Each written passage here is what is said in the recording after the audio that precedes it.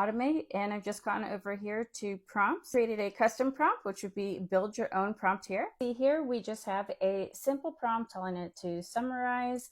For our sales team is giving it a certain character limit, but also saying don't just add text to add text. Go ahead and add some value in there as well. Now, of course, you can change any one of your models that you're using.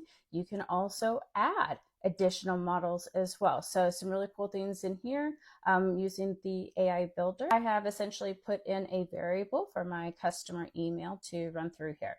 So let me just go ahead and hit save and show you the flow part. I'll zoom in close here for a moment as I talk through the flow. As you can see, it just starts off with whenever a new email arrives. I recommend that you put this into a specific folder because it has AI Builder underneath it, right? So we don't want it to run a bunch of times when you don't want it to, using up all your AI credits. Then we just have our prompt that we just created.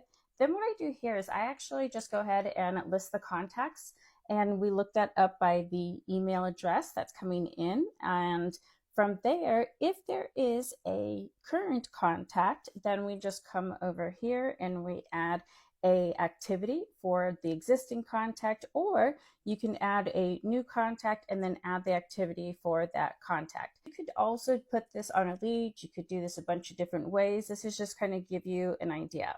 Taking a quick look here in the prompt, as you can see here, I just did run a prompt as the action, and then I just put the prompt that we created over there for what we named as email summary. Right here, I'm just taking the body of the email, right, and saying, hey, I want you to summarize this email body. If I want to edit the prompt, I could actually edit it from here as well. When I went to look up the contact, I just looked it up by the email address to see if it was listed by there, because I know that I list an email address for all of my contacts. This is one of my favorite functions that I use all the time.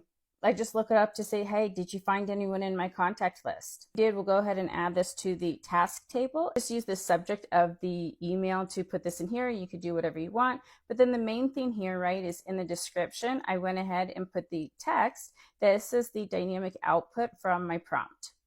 And in case it did not find a contact in there already, we can go ahead and add a new one. I could probably split this out a little bit to be able to get the actual last name, but I just went ahead and popped that in there for now so that we would have a record.